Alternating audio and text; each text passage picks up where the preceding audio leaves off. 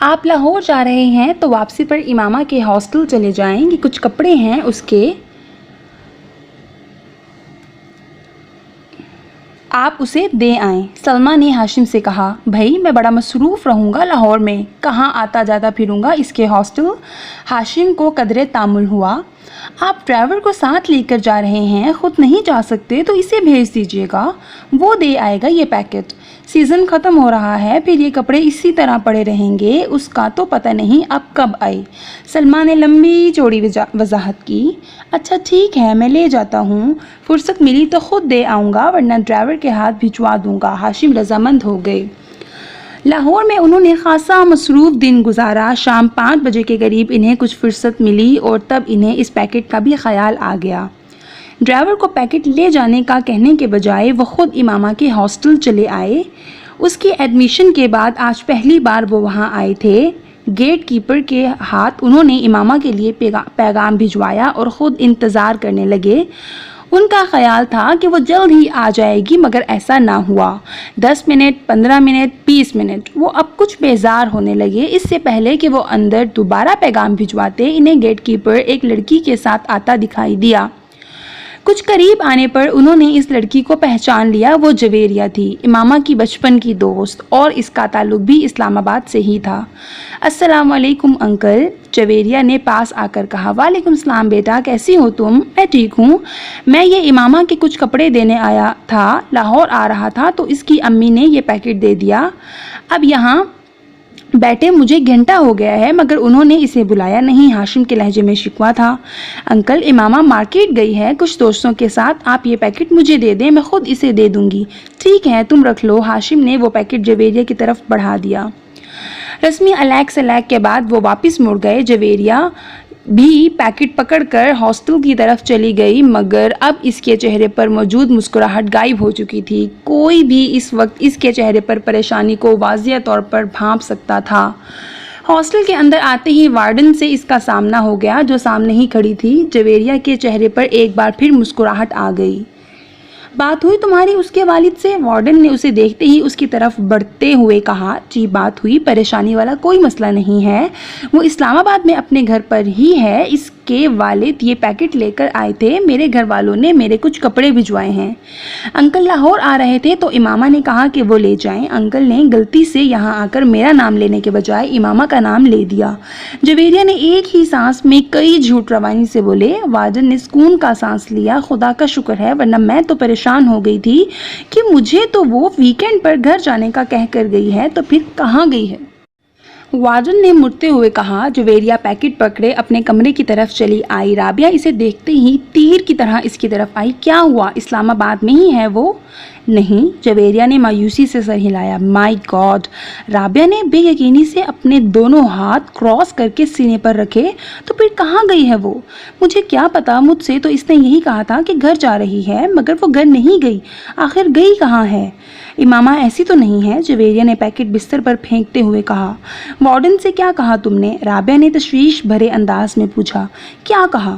جھوٹ بولا ہے، اور کیا کہہ سکتی ہوں؟ یہ بتا دیتی کہ وہ اسلام آباد میں نہیں ہے تو ہاسٹل میں ابھی ہنگامہ شروع ہو جاتا، وہ تو پولیس کو بلوا لیتی، جویریہ نے ناخن کاٹتے ہوئے کہا۔ اور انکل کو، ان کو کیا بتایا ہے؟ رابعہ نے پوچھا۔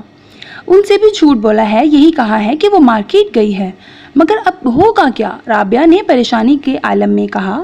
مجھے تو یہ فکر ہو رہی ہے کہ اگر وہ واپس نہ آئی تو میں تو بری طرح پکڑی جاؤں گی، سب یہی سمجھیں گے کہ مجھے اس کے پروگرام کا پتہ تھا، اس لیے میں نے وارڈن اور اس کے گھر والوں سے سب کچھ چھپایا۔ جویریہ کی پریشانی بڑھتی جا رہی تھی۔ کہیں امامہ کو کوئی حادثہ ہی پیش نہ آ گیا ہو، ورنہ وہ ایسی لڑکی تو نہیں ہے کہ اس طرح۔ رابعہ کو اچانک ایک خدشے نے ستایا۔ مگر اب ہم کیا کریں؟ ہم تو کسی سے اس سارے معاملے کو ڈسکس بھی نہیں کر سکتے، جویریہ نے ناخن کترتے ہوئے کہا۔ زینب سے بات کریں، رابعہ نے کہا۔ فار گاڈ سیک رابعہ، کبھی تو عقل سے کام لیا کرو، اس سے کیا بات کریں گے ہم؟ جویریہ نے جھنجھلا کر کہا۔ تو پھر انتظار کرتے ہیں، ہو سکتا ہے وہ آج رات تک یا کل تک آ جائے، اگر آ گئی تو پھر کوئی مسئلہ نہیں رہے گا، اور اگر نہ آئی تو پھر ہم وارڈن کو سب کچھ سچ سچ بتا دیں گے۔ رابعہ نے سنجیدگی سے سارے معاملے پر غور کرتے ہوئے کہا۔ جویریہ نے اسے دیکھا مگر اس کے مشورے پر کچھ کہا نہیں، پریشانی اس کے چہرے سے جھلک رہی تھی۔ جویریہ اور رابعہ رات بھر سو نہیں سکیں، وہ مکمل طور پر خوف کی گرفت میں تھیں۔ اگر وہ نہ آئی تو کیا ہوگا؟ یہ سوال ان کے سامنے بار بار بھیانک شکلیں بدل بدل کر آ رہا تھا۔ انہیں اپنا کیریئر ڈوبتا ہوا نظر آ رہا تھا۔ انہیں اندازہ تھا کہ اس کے گھر والے ایسے معاملے پر کیسا رد عمل ظاہر کریں گے۔ وہ انہیں بری طرح ملامت کرتے، انہیں امامہ کے والد کو سب کچھ صاف صاف نہ بتانے پر تنقید کا نشانہ بناتے اور پھر وارڈن سے سارے معاملے کو چھپانے پر اور بھی ناراض ہوتے۔ انہیں اندازہ نہیں تھا کہ حقیقت سامنے آنے پر خود ہاشم مبین اور ان کی فیملی کا رد عمل کیا ہوگا۔ وہ اس سارے معاملے میں ان دونوں کے رول کو کس طرح دیکھیں گے، ہاسٹل میں لڑکیاں ان کے بارے میں کس طرح کی باتیں کریں گی، اور اب اگر یہ سارا معاملہ پولیس کیس بن گیا تو پولیس ان کی اس پردہ پوشی کو کیا سمجھے گی؟ وہ اندازہ کر سکتی تھیں اور اسی لیے بار بار ان کے رونگٹے کھڑے ہو رہے تھے۔ مگر سوال یہ پیدا ہوتا تھا کہ وہ گئی کہاں اور کیوں؟ وہ دونوں اس کے پچھلے رویوں کا تجزیہ کرنے کی کوشش کر رہی تھیں۔ کس طرح پچھلے 1 سال سے وہ بالکل بدل گئی تھی۔ اس نے ان کے ساتھ گھومنا پھرنا بند کر دیا تھا اور الجھی رہنے لگی تھی۔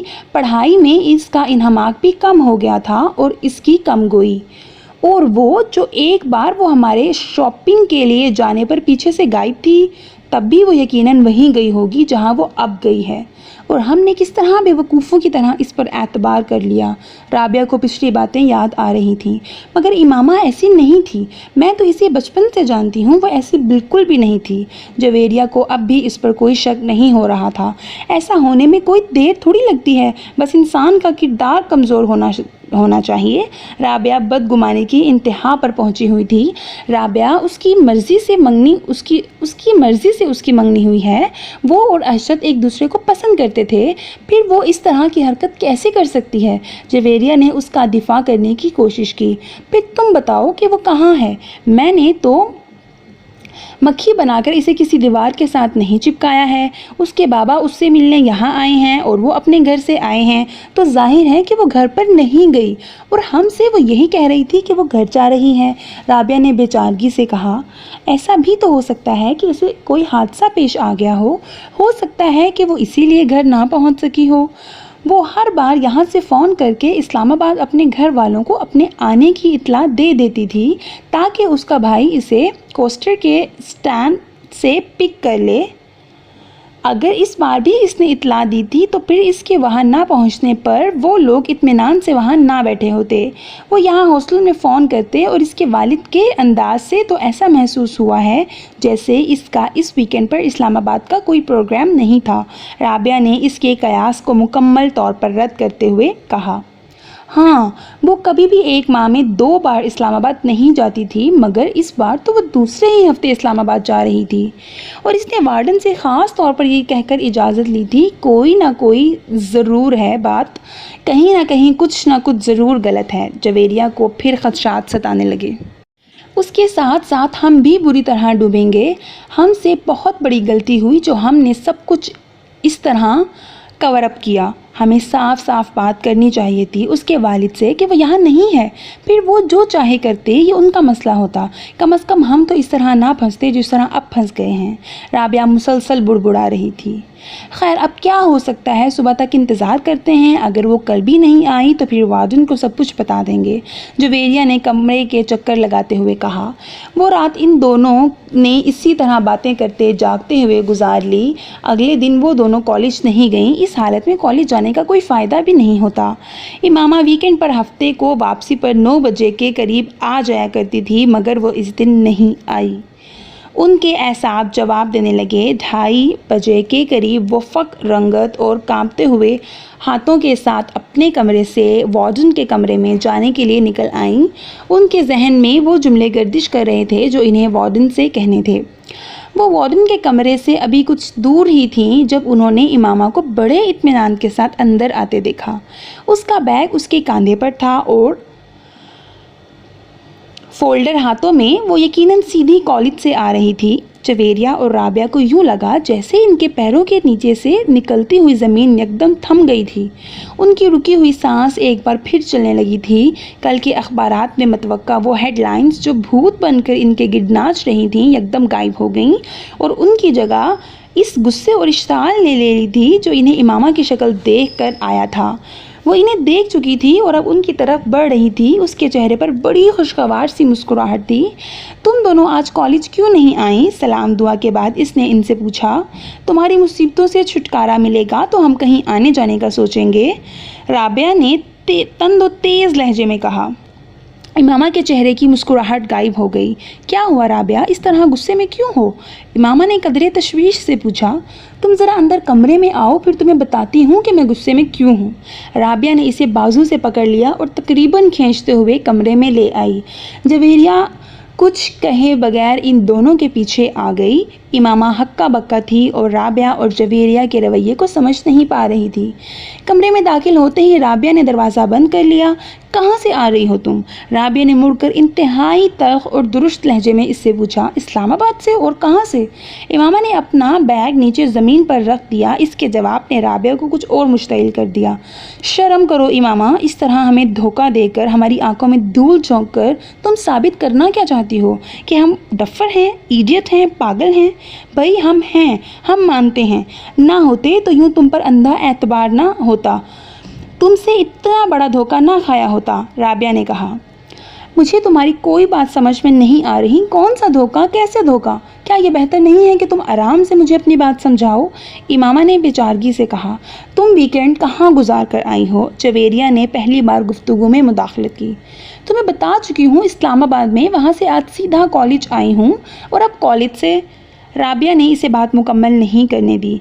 बकवास बंद करो, ये झूठ अब नहीं चल सकता। तुम इस्लामाबाद नहीं गई थी। ये तुम कैसे कह सकती हो? इस बार इमामा ने भी कदरे बुलंद आवाज़ में कहा। क्योंकि तुम्हारे फादर यहाँ आए थे कल। इमामा का रंग उड़ गया, वो कुछ बोल ना सकी। अब क्यों मुंह बंद हो गया है? अब भी कहो इस्लामाबाद से आ रही हो। राबिया ने तंजिया लहजे में कहा। बाबा यहाँ आए थे? इमामा ने अटकते हुए कहा। हाँ आए थे, तुम्हारे कुछ कपड़े देने के लिए। जवेरिया ने कहा। इन्हें ये पता चल गया कि मैं हॉस्टल में नहीं हूँ? मैंने झूठ बोल दिया कि तुम हॉस्टल से किसी काम से बाहर गई हो, वो कपड़े देकर चले गए। जवेरिया ने कहा। इमामा ने बेइख्तियार इत्मीनान का सांस लिया, यानी इन्हें कुछ पता नहीं चला। इसने बिस्तर पर बैठकर अपने जूते के स्ट्रिप्स खोलते हुए कहा। नहीं, इन्हें कुछ पता नहीं चला। तुम मुँह उठाकर अगले हफ्ते फिर कहीं रवाना हो जाना।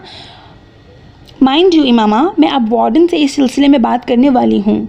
हम तुम्हारी वजह से खासी परेशानी उठा चुके हैं, मज़ीद उठाने के लिए तैयार नहीं हैं। बेहतर है तुम्हारे पेरेंट्स को तुम्हारी इन हरकतों के बारे में पता चल जाए। राबिया ने दो टोक अंदाज में इससे कहा। इमामा ने सर उठाकर इसे देखा। कौन सी हरकतों के बारे में? मैंने क्या किया है? क्या किया है? हॉस्टल से इस तरह 2 दिन के लिए घर का कहकर गायब हो जाना तुम्हारे नज़दीक कोई बड़ी बात नहीं है। इमामा जवाब देने के बजाय दूसरे जूते के स्ट्रिप्स खोलने लगी। मुझे वार्डन के पास चले ही जाना चाहिए। राबिया ने गुस्से के आलम में दरवाजे की तरफ बढ़ते हुए कहा। जवेरिया ने आगे बढ़कर इसे रोका। वार्डन से बात कर लेंगे, पहले इससे तो बात कर लें। तुम जल्दबाजी मत करो। मगर इस ढीठ का इत्मीनान देखो, मजाल है ज़रा बराबर शर्मिंदगी भी इसके चेहरे पर झलक रही हो। राबिया ने गुस्से में इमामा की तरफ इशारा करते हुए कहा। मैं तुम दोनों को सब कुछ बता दूंगी, इतना गुस्से में आने की ज़रूरत नहीं है।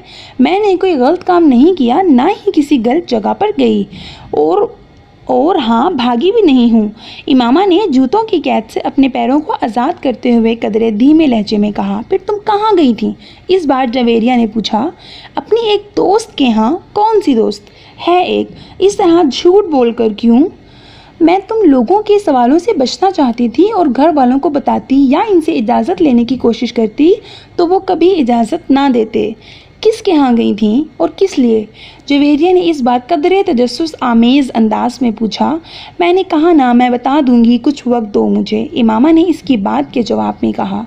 कोई वक्त नहीं दे सकते तुम्हें वक्त दें ताकि तुम एक बार फिर गायब हो जाओ और इस बार वापस ना आओ। राबिया ने इस बार भी नाराज़गी से कहा, मगर पहले की निस्बत इस बार इसका लहजा धीमा था। नहीं तो इस बात تمہیں تو اس بات کا بھی احساس نہیں ہوا کہ تم نے ہماری پوزیشن کتنی آکورڈ بنا دی تھی؟ اگر تمہارے اس طرح غائب ہونے کا پتہ چل جاتا تو ہماری کتنی بے عزتی ہوتی، اس کا احساس تھا تمہیں؟ رابعہ نے اسی انداز میں کہا۔ مجھے یہ توقع ہی نہیں تھی کہ بابا اس طرح اچانک آ جائیں گے، اس لیے میں یہ بھی نہیں سوچ سکتی تھی کہ تم لوگوں کو کسی نازک صورتحال کا سامنا کرنا پڑ سکتا ہے، ورنہ میں اس طرح کبھی نہ کرتی، امامہ نے معذرت خواہانہ انداز میں کہا۔ تم کم از کم ہم پر اعتبار کر کے ہمیں بتا کر جا سکتی تھی، جویریہ نے کہا۔ میں آئندہ ایسا کبھی نہیں کروں گی، امامہ نے کہا۔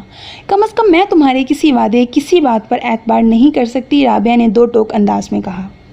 مجھے اپنی پوزیشن کلیئر کرنے دو رابعہ، تم مجھے غلط سمجھ رہی ہو، امامہ نے اس بار قدرے کمزور انداز میں کہا۔ تم کو احساس ہے کہ تمہاری وجہ سے ہمارا کیریئر اور ہماری زندگی کس طرح داؤ پر لگ سکتی تھی؟ یہ دوستی ہوتی ہے، اسے دوستی کہتے ہیں۔ ٹھیک ہے، مجھ سے غلطی ہو گئی، مجھے معاف کر دو، امامہ نے جیسے ہتھیار ڈالتے ہوئے کہا۔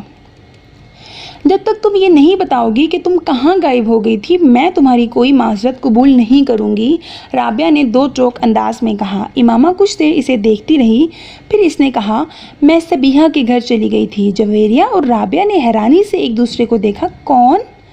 ان دونوں نے تقریباً بیک وقت پوچھا۔ تم لوگ جانتی ہو اسے، امامہ نے کہا۔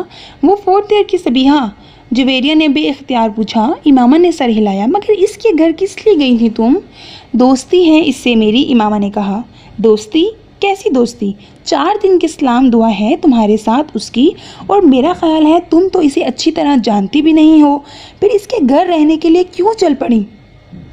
جویریہ نے اعتراض کرتے ہوئے کہا۔ وہ بھی اس طرح جھوٹ بول کر؟ کم از کم اس کے گھر جا کر رہنے کے لیے تمہیں ہم سے یا اپنے گھر والوں سے جھوٹ بولنے کی ضرورت نہیں تھی، رابعہ نے اسی لہجے میں کہا۔ تم اسے کال کر کے پوچھ لو کہ میں اس کے گھر پر تھی یا نہیں، امامہ نے کہا۔ چلو یہ مان لیا کہ تم اس کے گھر پر تھیں، مگر کیوں؟ جویریہ نے پوچھا۔ امامہ خاموش رہی، پھر کچھ دیر بعد اس نے کہا، مجھے اس کی مدد کی ضرورت تھی۔ ان دونوں نے حیران ہو کر دیکھا۔ کس سلسلے میں؟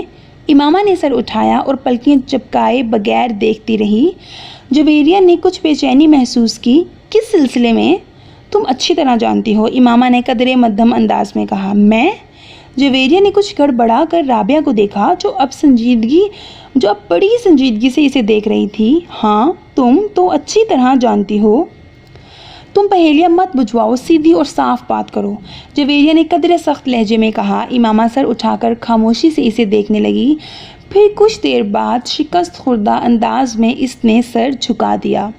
بتاؤ نا، آخر تمہاری زندگی کی سب سے بڑی خواہش کیا ہے؟ اس دن کالج میں امامہ نے جویریہ سے اصرار کیا۔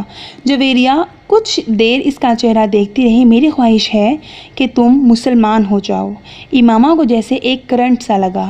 اس نے شوق اور بے یقینی کے وہ دھیمے لہجے میں کہتی جا رہی تھی، تم میری اتنی اچھی اور گہری دوست ہو کہ مجھے یہ سوچ کر تکلیف ہوتی ہے کہ تم گمراہی کے راستے پر چل رہی ہو اور تمہیں اس کا احساس تک نہیں ہے۔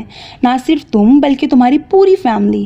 میری خواہش ہے کہ نیک اعمال پر اگر اللہ مجھے جنت میں بھیجے تو تم میرے ساتھ ہو، لیکن اس کے لیے مسلمان ہونا تو ضروری ہے۔ امامہ کے چہرے پر ایک کے بعد ایک رنگ آ رہا تھا۔ بہت دیر بعد وہ کچھ بولنے کے قابل ہو سکی۔ میں توقع نہیں کر سکتی تھی جویریہ کہ تم مجھ سے تحریم جیسی باتیں کرو گی، تمہیں تو میں اپنا دوست سمجھتی تھی، مگر تم بھی۔ جویریہ نے نرمی سے اس کی بات کاٹ دی۔ تحریم نے تم سے تب جو کچھ کہا تھا ٹھیک کہا تھا۔ امامہ پلکیں جھپکائے بغیر اسے دیکھتی رہی۔ اسے جویریہ کی باتوں سے بہت تکلیف ہو رہی تھی، اور صرف آج ہی نہیں، میں اس وقت بھی تحریم کو صحیح سمجھتی تھی، مگر میری تمہارے ساتھ دوستی تھی اور میں چاہنے کے باوجود تم سے یہ نہیں کہہ سکی کہ میں تحریم کو حق بجانب سمجھتی ہوں۔ اگر وہ یہ کہتی تھی کہ تم مسلمان نہیں ہو تو یہ ٹھیک تھا، تم مسلمان نہیں ہو۔ امامہ کی آنکھوں میں آنسو آ گئے۔ کچھ بھی کہے بغیر وہ ایک جھٹکے سے اٹھ کھڑی ہوئی۔ جویریہ بھی اس کے ساتھ کھڑی ہو گئی۔ امامہ کچھ بھی کہے بغیر وہاں سے جانے کی کوشش کی، مگر جویریہ نے اس کا بازو پکڑ لیا۔ तुम मेरा बाजू छोड़ दो, मुझे जाने दो, आइंदा कभी तुम मुझसे बात तक मत करना। इमामा ने भराए हुए लहजे में इससे अपना बाजू छुड़ाने की कोशिश करते हुए कहा। इमामा, मेरी बात समझने की कोशिश करो। इमामा ने इसकी बात काट दी। तुमने कितना हर्ट किया है मुझे जवेरिया, मुझे कम से कम तुमसे ये उम्मीद नहीं थी। मैं तुम्हें हर्ट नहीं कर रही हूँ, हकीकत बता रही हूँ। रोने या जज्बात में आने के बजाय तुम ठंडे दिमाग से मेरी बात सोचो। मैं आखिर तुमको बेकार किसी बात पर हर्ट क्यों करूँगी? जवेरिया ने इसका बाजू नहीं छोड़ा। ये तो तुम्हें पता ही होगा कि तुम मुझे हर्ट क्यों कर रही हो, मगर मुझे आज ये अंदाज़ा ज़रूर हो गया है कि तुम में और तहरीम में कोई फ़र्क नहीं है, बल्कि तुमने तो मुझे इससे भी ज़्यादा तकलीफ़ पहुँचाई है। उससे मेरी दोस्ती इतनी पुरानी नहीं थी जितनी तुम्हारे साथ है।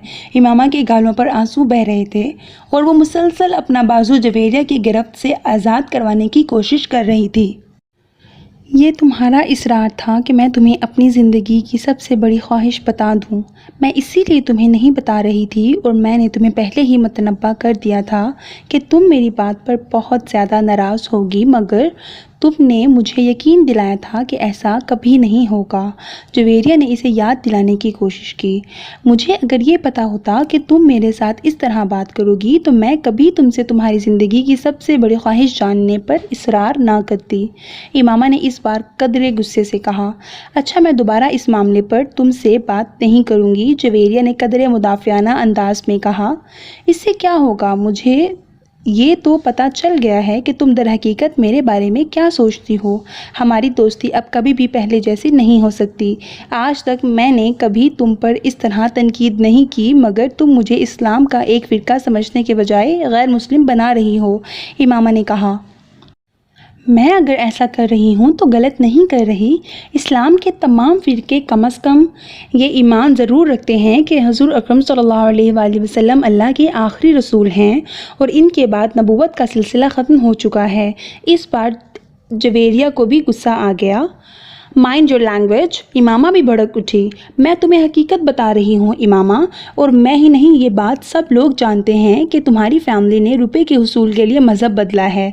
इमामा, मेरी बातों पर इतना नाराज़ होने की ज़रूरत नहीं है। ठंडे दिलो दिमाग से इमामा ने जो जवेरिया की बात काट दी। मुझे ज़रूरत नहीं है तुम्हारी किसी भी बात पर ठंडे दिलो दिमाग से गौर करने की। मैं जानती हूँ हकीकत क्या है और क्या नहीं। तुम नहीं जानती और यही अफसोसनाक बात है, जवेरिया ने कहा। इमामा ने जवाब में कुछ कहने के बजाय इस बार बहुत ज़ोर के झटके से अपना बाजू छुड़ा लिया और तेज़ कदमों के साथ वहाँ से चल पड़ी। इस बार जवेरिया ने इसके पीछे जाने की कोशिश नहीं की और कुछ अफसोस और परेशानी से इसे दूर जाते देखती रही। इमामा इस तरह नाराज़ नहीं होती थी जिस तरह वो आज हो गई थी, और यही बात जवेरिया को परेशान कर रही थी। ये सब कुछ स्कूल में होने वाले एक वाक़ये से शुरू हुआ था। इमामा इस वक्त मैट्रिक की स्टूडेंट थी और तहरीम इसकी अच्छी दोस्तों में से एक थी। वो लोग कई साल से इकट्ठे थे और ना सिर्फ एक ही स्कूल में पढ़ते थे, बल्कि इनकी फैमिलीज़ भी एक दूसरे को बहुत अच्छी तरह जानती थीं। अपनी फ्रेंड्स में से इमामा की सबसे ज़्यादा दोस्ती तहरीम और जवेरिया से थी, मगर इसे हैरत होती थी कि इतनी गहरी दोस्ती के बावजूद भी जवेरिया और तहरीम इसके घर आने से कतराती थीं।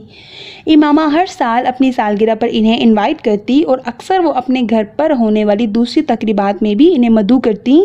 वो घर से इजाज़त ना मिलने का बहाना बना देती। चंद बार इमामा ने ख़ुद इन दोनों के वालिदैन से इजाज़त लेने के लिए बात की, लेकिन इसके बेतहाशा इसरार के बावजूद इन दोनों के वालिदैन इन्हें इसके घर आने की इजाज़त ना देते। इनके रवैये पर कुछ शाकी होकर इसने अपने वालिदैन से शिकायत की, तुम्हारी ये दोनों फ्रेंड्स सैयद हैं, ये लोग आम तौर पर हमारे फ़िरके को पसंद नहीं करते, इसीलिए इन दोनों के वालिदैन इन्हें हमारे घर नहीं आने देते। एक बार इसकी अम्मी ने इसकी शिकायत पर कहा, ये क्या बात हुई, हमारे फ़िरके को क्यों पसंद नहीं करते? इमामा को इनकी बात पर ताज्जुब हुआ। अब ये तो वही लोग बता सकते हैं कि वो हमारे फ़िरके को क्यों पसंद नहीं करते। ये तो हमें गैर मुस्लिम भी कहते हैं, इसकी अम्मी ने कहा। क्यों गैर मुस्लिम कहते हैं? हम तो गैर मुस्लिम नहीं हैं। इमामा ने कुछ उलझ कर कहा। हाँ बिल्कुल, हम मुसलमान हैं, मगर ये लोग हमारे नबी पर यकीन नहीं रखते, इसकी अम्मी ने कहा। क्यों? अब इस क्यों का मैं क्या जवाब दे सकती हूँ। अब ये लोग यकीन नहीं रखते, कट्टर हैं बड़े। ये तो इन्हें क़यामत के दिन ही पता चलेगा कि कौन सीधे रास्ते पर था, हम या مگر امی مجھ سے تو انہوں نے کبھی مذہب پر بات نہیں کی۔ پھر مذہب مسئلہ کیسے بن گیا؟ اس سے کیا فرق پڑتا ہے؟ مگر دوسرے کے گھر آنے جانے سے کیا ہوتا ہے؟ امامہ ابھی بھی الجھی ہوئی تھی۔ یہ بات انہیں کون سمجھائے؟ یہ لوگ ہمیں جھوٹا کہتے ہیں، حالانکہ خود انہیں ہمارے بارے میں کچھ پتہ نہیں۔ بس مولویوں کے کہنے پر آ کر ہم پر چڑھ دوڑتے ہیں۔ انہیں ہمارے بارے میں اور ہمارے نبی کی تعلیمات کے بارے میں کچھ پتہ ہو تو یہ لوگ اس طرح نہ کریں۔ شاید پھر انہیں کچھ شعور آ جائے اور یہ لوگ بھی ہماری طرح راہ راست پر آ جائیں۔ تمہاری فرینڈز اگر تمہارے گھر نہیں آتی تو تمہیں پریشان ہونے کی کوئی ضرورت نہیں، تم بھی ان کے گھر مت جایا کرو۔ مگر امی، ان کی غلط فہمیاں تو دور ہونی چاہیے میرے بارے میں، امامہ نے ایک بار پھر کہا۔ یہ کام تم نہیں کر سکتی۔ ان لوگوں کے ماں باپ مسلسل اپنے بچوں کی ہمارے خلاف برین واشنگ کرتے رہتے ہیں، ان کے دلوں میں ہمارے خلاف زہر بھرتے رہتے ہیں۔ نہیں امی، وہ میری بیسٹ فرینڈز ہیں، ان کو میرے بارے میں اس طرح نہیں سوچنا چاہیے۔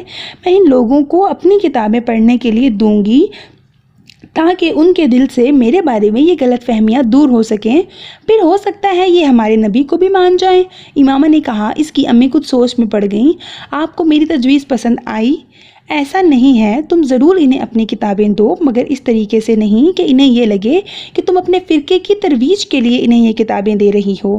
تم انہیں یہ کہہ کر کتابیں دینا کہ تم چاہتی ہو کہ وہ ہمارے بارے میں جانیں، ہم کو زیادہ بہتر طریقے سے سمجھ سکیں، اور ان سے یہ بھی کہنا کہ ان کتابوں کا ذکر وہ اپنے گھر والوں سے نہ کریں، ورنہ وہ لوگ زیادہ ناراض ہو جائیں گے۔ امامہ نے ان کی بات پر سر ہلا دیا۔ اس کے چند دنوں بعد امامہ اسکول میں کچھ کتابیں لے گئی تھی۔ بریک کے دوران وہ جب گراؤنڈ میں آ کر بیٹھیں تو امامہ اپنے ساتھ تو کتابیں بھی لے آئی۔ میں تمہارے اور جویریہ کے لیے کچھ لے کر آئی ہوں۔ کیا لائی ہو دکھاؤ؟ امامہ نے شاپر سے وہ کتابیں نکالیں اور انہیں 2 حصوں میں تقسیم کرتے ہوئے ان دونوں کی طرف بڑھا دیا۔ وہ دونوں ان کتابوں پر نظر ڈالتے ہی کچھ چپ سی ہو گئیں۔ جویریہ نے امامہ سے کچھ نہیں کہا، مگر تحریم یکدم کچھ اکھڑ گئی۔ یہ کیا ہے؟ اس نے سرد مہری سے پوچھا۔ یہ کتابیں ہیں، میں تمہارے لیے لے کر آئی ہوں، امامہ نے کہا۔ کیوں؟ تاکہ تم لوگوں کی غلط فہمیاں دور ہو سکیں۔ کس طرح کی غلط فہمیاں؟ وہی غلط فہمیاں جو تمہارے دل میں ہمارے مذہب کے بارے میں ہیں، امامہ نے کہا۔ تم سے کس نے کہا کہ ہمیں تمہارے مذہب یا تمہارے نبی کے بارے میں کچھ غلط فہمیاں ہیں؟ تحریم نے بڑی سنجیدگی سے پوچھا۔ میں خود اندازہ کر سکتی ہوں، صرف اسی وجہ سے تو تم لوگ ہمارے گھر نہیں آتے۔ تم لوگ شاید یہ سمجھتے ہو کہ ہم لوگ مسلمان نہیں ہیں، یا ہم لوگ قرآن نہیں پڑھتے، یا ہم لوگ محمد صلی اللہ علیہ وآلہ وسلم کو پیغمبر نہیں مانتے، حالانکہ ایسی کوئی بات نہیں ہے۔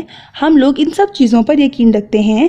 ہم تو صرف یہ کہتے ہیں کہ محمد صلی اللہ علیہ وآلہ وسلم کے بعد ہمارا بھی ایک نبی ہے، اور وہ بھی اسی طرح قابل احترام ہے جس طرح محمد صلی اللہ علیہ وآلہ وسلم۔ امامہ نے بڑی سنجیدگی کے ساتھ وضاحت کرتے ہوئے کہا۔ تحریم نے اپنے ہاتھ میں پکڑی ہوئی کتابیں اسے واپس تھما دیں۔ ہمیں تمہارے اور تمہارے مذہب کے بارے میں کوئی غلط فہمی نہیں ہے۔ ہم تمہارے مذہب کے بارے میں ضرورت سے زیادہ جانتے ہیں، اس لیے تم کو کوئی وضاحت پیش کرنے کی ضرورت نہیں ہے، اس نے بڑے روکھے لہجے میں امامہ سے کہا۔ اور جہاں تک ان کتابوں کا تعلق ہے تو میرے اور جویریہ کے پاس اتنا بیکار وقت نہیں ہے کہ ان احمقانہ دعووں، خوش فہمیوں اور گمراہی کے اس پلندے پر ضائع کریں جسے تم اپنی کتابیں کہہ رہی ہو۔ تحریم نے ایک جھٹکے کے ساتھ جویریہ کے ہاتھ میں پکڑی ہوئی کتابیں کھینچ کر انہیں بھی امامہ کے ہاتھ میں تھما دیا۔ امامہ کا چہرہ خفت اور شرمندگی سے سرخ پڑ گیا۔ اسے تحریم سے اس طرح کے تبصرے کی توقع نہیں تھی، اگر ہوتی تو وہ کبھی اسے وہ کتابیں دینے کی حماقت نہ کرتی۔ اور جہاں تک اس احترام کا تعلق ہے تو اس نبی میں جس پر نبوت کا نزول ہوتا ہے اور اس نبی میں جو خود بخود نبی ہونے کی خوش فہمی میں مبتلا ہو جاتا ہے، زمین اور آسمان کا فرق ہوتا ہے۔ تم لوگوں کو اگر قرآن پر واقعی یقین ہوتا تو تمہیں اس کے ایک ایک حرف پر یقین ہوتا۔ نبی ہونے میں اور نبی بننے میں بڑا فرق ہوتا ہے۔ تحریم، تم میری اور میرے فرقے کی بے عزتی کر رہی ہو، امامہ نے آنکھوں میں امڑتے ہوئے آنسوؤں کے ساتھ کہا۔ میں کسی کی بے عزتی نہیں کر رہی، میں صرف حقیقت بیان کر رہی ہوں۔ وہ اگر تمہیں بے عزتی لگتی ہے تو میں اس کے بارے میں کچھ نہیں کر سکتی، تحریم نے 2 ٹوک انداز میں کہا۔ روزہ رکھنے اور بھوکے رہنے میں بڑا فرق ہوتا ہے۔ قرآن پڑھنے اور اس پر ایمان لانے میں بڑا فرق ہوتا ہے۔ بہت سارے عیسائی اور ہندو بھی اسلام کے بارے میں جاننے کے لیے قرآن پاک پڑھتے ہیں، تو کیا انہیں مسلمان مان لیا جاتا ہے؟ اور بہت سے مسلمان بھی دوسرے مذہب کے بارے میں جاننے کے لیے دوسری الہامی کتابیں پڑھتے ہیں، تو کیا وہ غیر مسلم ہو جاتے ہیں؟ اور تم لوگ اگر حضور اکرم صلی اللہ علیہ وآلہ وسلم کو پیغمبر مانتے ہو تو کوئی احسان نہیں کرتے، تم ان کی نبوت کو جھٹلاؤ گے تو اور کیا جھٹلاؤ گے؟ پھر تو انجیل کو بھی جھٹلانا پڑے گا جس میں حضور صلی اللہ علیہ وآلہ وسلم کی نبوت کی خوشخبری دی گئی ہے، پھر تو توریت کو بھی جھٹلانا پڑے گا جس میں ان کی نبوت کی بات کی گئی ہے، پھر قرآن پاک کو بھی جھٹلانا پڑے گا جو محمد صلی اللہ علیہ وآلہ وسلم کو آخری نبی قرار دیتا ہے۔ اور سب سے بڑی بات یہ ہے کہ اگر تمہارا نبی محمد صلی اللہ علیہ وآلہ وسلم کی نبوت کو جھٹلاتا ہے تو وہ ان مناظروں کی کیا توجیہ پیش کرتا جو وہ نبوت کا دعویٰ کرنے سے پہلے کئی سال عیسائی پادریوں سے محمد صلی اللہ علیہ وآلہ وسلم کی نبوت اور اسلام کے آخری دن ہونے پر کرتا رہا تھا۔ اس لیے امام ہاشم، تم ان چیزوں کے بارے میں بحث کرنے کی کوشش مت کرو جس کے بارے میں تم سرے سے کچھ پتہ ہی نہیں۔ تمہیں نہ اس مذہب کے بارے میں پتہ ہے جس پر تم چل رہی ہو اور نہ اس کے بارے میں جس پر تم بات کر رہی ہو، تحریم نے دو ٹوک انداز میں کہا۔ اور میں ایک چیز بتا دوں تمہیں، دین میں کوئی جبر نہیں ہوتا۔ تم لوگ محمد صلی اللہ علیہ وآلہ وسلم کی نبوت کے ختم ہونے کا انکار کرتے ہو تو ہمارے پیغمبر صلی اللہ علیہ وآلہ وسلم کو کوئی فرق نہیں پڑتا، مگر ہم محمد صلی اللہ علیہ وآلہ وسلم کی نبوت پر یقین رکھتے ہیں۔ امامہ نے اس بات پر زور دیتے ہوئے کہا، تو پھر ہم بھی انجیل پر یقین رکھتے ہیں، اسے الہامی کتاب مانتے ہیں، حضرت عیسیٰ علیہ السلام کی نبوت پر یقین رکھتے ہیں، تو کیا ہم کرسچن ہیں؟ اور ہم تو حضرت موسیٰ علیہ السلام اور حضرت داؤد علیہ السلام کی نبوت پر بھی یقین رکھتے ہیں، تو کیا پھر ہم یہودی ہیں؟ تحریم نے کچھ تمسخر سے کہا، لیکن ہمارا دین اسلام ہے کیونکہ ہم محمد صلی اللہ علیہ وآلہ وسلم کے پیروکار ہیں، اور ہم ان پیغمبروں پر یقین رکھنے کے باوجود نہ عیسائیت کا حصہ ہیں نہ یہودیت کا۔ بالکل اسی طرح تم لوگوں کا نبی ہے کیونکہ تم اس کے پیروکار ہو۔ ویسے تم لوگ تو ہمیں بھی مسلمان نہیں سمجھتے، ابھی تم اصرار کر رہی ہو کہ تم اسلام کا ایک فرقہ ہو، جبکہ تمہارے نبی اور اس کے بعد آنے والے تمہاری جماعت کے تمام لیڈرز کا دعویٰ ہے کہ جو مرزا کی نبوت پر یقین نہیں رکھتا وہ مسلمان ہی نہیں ہے، تو اسلام سے تو تم لوگ تمام مسلمانوں کو پہلے ہی خارج کر چکے ہو۔ ایسا کچھ بھی نہیں ہے، میں نے ایسا کب کہا ہے؟ امامہ نے قدرے لڑکھڑاتے ہوئے لہجے میں کہا۔ تو پھر تم اپنے والد سے ذرا اس معاملے کو ڈسکس کرو، وہ تمہیں خاصی اپ ٹو ڈیٹ انفارمیشن دیں گے اس بارے میں، تمہارے مذہب کے خاصے سرکردہ رہنما ہیں وہ۔ تحریم نے کہا، اور یہ جو کتابیں تم ہمیں پیش کر رہی ہو انہیں خود پڑھا ہے تم نے؟ نہیں پڑھا ہوگا، ورنہ تمہیں پتہ ہوتا ان سرکردہ رہنماؤں کے بارے میں۔ جویریہ تحریم کی اس ساری گفتگو کے دوران خاموش رہی تھی، وہ صرف کن اکھیوں سے امامہ کو دیکھتی رہی تھی۔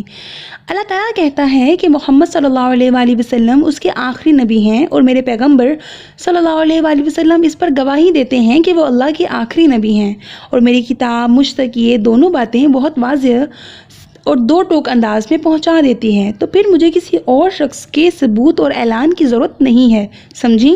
تحریم نے اپنے ایک ایک لفظ پر زور دیتے ہوئے کہا، بہتر ہے کہ تم اپنے مذہب کو یا ہمارے مذہب کو زیر بحث لانے کی کوشش نہ کرو۔ اتنے سالوں سے دوستی چل رہی ہے، چلنے دو۔ جہاں تک تمہارے گھر نہ آنے کا تعلق ہے تو ہاں، یہ بالکل ٹھیک ہے کہ میرے والدین کو تمہارے گھر آنا پسند نہیں۔ یہاں اسکول میں تم سے دوستی اور بات ہے، بہت سے لوگوں سے دوستی ہوتی ہے، ہماری اور دوستی میں عام طور پر مذہب آڑے نہیں آتا، لیکن گھر میں آنا جانا کچھ مختلف چیز ہے۔ انہیں شاید میری کسی عیسائی یا یہودی یا ہندو دوست کے گھر جانے پر بھی اعتراض نہ ہو، لیکن تمہارے گھر جانے پر ہے، کیونکہ وہ لوگ اپنے مذہب کو مانتے ہیں، وہ اپنے آپ کو مسلمان نہیں کہتے، جس مذہب سے تعلق ہوتا ہے وہی بتاتے ہیں۔ اور یہ بھی حقیقت ہے کہ جتنا تم لوگوں کو ناپسند کیا جاتا ہے اتنا ان لوگوں کو نہیں کیا جاتا، کیونکہ تم لوگ صرف پیسے کے حصول اور اچھے مستقبل کے لیے یہ نیا مذہب اختیار کر کے ہمارے دین میں گھسنے کی کوشش کر رہے ہو، مگر کرسچن، ہندو یا عیسائی ایسا نہیں کرتے۔ امامہ نے بے اختیار اسے ٹوکا، کس پیسے کی بات کر رہی ہو تم ہماری فیملی کو جانتی ہو؟ ہم لوگ شروع سے ہی بہت امیر ہیں، ہمیں کون سا روپیہ مل رہا ہے اس مذہب پر رہنے کے لیے؟ ہاں تم لوگ اب بڑے خوشحال ہو، مگر شروع سے تو ایسے نہیں تھے۔ تمہارے دادا مسلمان تھے مگر غریب آدمی تھے، وہ کاشتکاری کیا کرتے تھے، وہ ایک چھوٹے کاشتکار تھے۔ ربوع سے کچھ فاصلے پر ان کی تھوڑی بہت زمین تھی، پھر تمہارے تایا نے اپنے کسی دوست کے توسط سے وہاں جانا شروع کر دیا اور یہ مذہب اختیار کر لیا اور بے تحاشا امیر ہو گئے کیونکہ انہیں وہاں سے بہت زیادہ پیسہ ملا۔ پھر آہستہ آہستہ تمہارے والد اور تمہارے چچا نے بھی اپنا مذہب بدل لیا، پھر تم لوگوں کا خاندان اس ملک کے متمول ترین خاندانوں میں شمار ہونے لگا اور یہ کام کرنے والے تم لوگ واحد نہیں ہو، زیادہ تر اسی طریقے سے لوگوں کو اس مذہب کا پیروکار بنایا جاتا ہے۔ امامہ نے کچھ بھڑکتے ہوئے اس کی بات کو کاٹا، تم جھوٹ بول رہی ہو، تمہیں یقین نہیں آ رہا تو تم اپنے گھر والوں سے پوچھ لینا کہ اس قدر دولت کس طرح آئی ان کے پاس اور ابھی بھی کس طرح آ رہی ہے۔ تمہارے والد اس مذہب کی تبلیغ کرتے ہیں، ہر سال لاکھوں ڈالرز آتے ہیں ان کی غیر ملکی مشنز اور NGOز سے۔ تحریر نے کچھ تحقیر آمیز انداز میں کہا، یہ جھوٹ ہے، سفید جھوٹ۔ امامہ نے بے اختیار کہا، میرے بابا کسی سے کوئی پیسہ نہیں لیتے، وہ اگر اس فرقے کے لیے کام کرتے ہیں تو غلط کیا ہے؟ کیا دوسرے فرقوں کے لیے کام نہیں کیا جاتا؟ دوسرے فرقوں کے بھی تو علماء ہوتے ہیں، کیا ایسے لوگ جو انہیں سپورٹ کرتے ہیں؟ دوسرے فرقوں کو یورپی مشنز سے روپیہ نہیں ملتا، میرے بابا کو کہیں سے کچھ نہیں ملتا، امامہ نے ایک بار پھر کہا۔ تحریم نے اس کی بات کے جواب میں کچھ نہیں کہا، وہ اٹھ کھڑی ہوئی۔ امامہ نے اسے جاتے ہوئے دیکھا، پھر گردن موڑ کر اپنے پاس بیٹھی جویریہ کی طرف دیکھا، کیا تم بھی میرے بارے میں ایسا سوچتی ہو؟ تحریم نے غصے میں آ کر تم سے یہ سب کچھ کہا ہے، تم اس کی باتوں کا برا نہ مانو۔ جویریہ نے اسے تسلی دینے کی کوشش کی، تم ان سب باتوں کو چھوڑو، آؤ کلاس میں چلتے ہیں، بریک ختم ہونے والی ہے، جویریہ نے کہا تو وہ اٹھ کھڑی ہوئی۔ اس دن وہ گھر واپس آ کر اپنے کمرے میں بند ہو کر روتی رہی۔ تحریم کی باتوں نے اسے واقعی بہت دل برداشتہ اور مایوس کیا تھا۔ ہاشم مبین احمد اس دن شام کو ہی آفس سے گھر واپس آ گئے۔ واپس آنے پر انہیں سلمیٰ سے پتہ چلا کہ امامہ کی طبیعت خراب ہے۔ وہ اس کا حال احوال پوچھنے اس کے کمرے میں چلے آئے۔ امامہ کی آنکھیں سوجی ہوئی تھیں۔ ہاشم مبین حیران رہ گئے۔ کیا بات ہے امامہ؟ انہوں نے امامہ کی قریب آ کر پوچھا۔ وہ اٹھ کر بیٹھ گئی اور کچھ بہانہ کرنے کی بجائے بے اختیار رونے لگی۔ ہاشم کچھ پریشان ہو کر اس کے قریب بیڈ پر بیٹھ گئے۔ کیا ہوا امامہ؟ تحریم نے آج اسکول میں مجھ سے بہت بدتمیزی کی ہے، اس نے روتے ہوئے کہا۔ ہاشم مبین نے بے اختیار ایک اطمینان بھری سانس لی۔ پھر کوئی جھگڑا ہوا ہے تم لوگوں میں؟ بابا آپ کو نہیں پتا اس نے میرے ساتھ کیا کیا ہے؟ امامہ نے باپ کو مطمئن ہوتے دیکھ کر کہا۔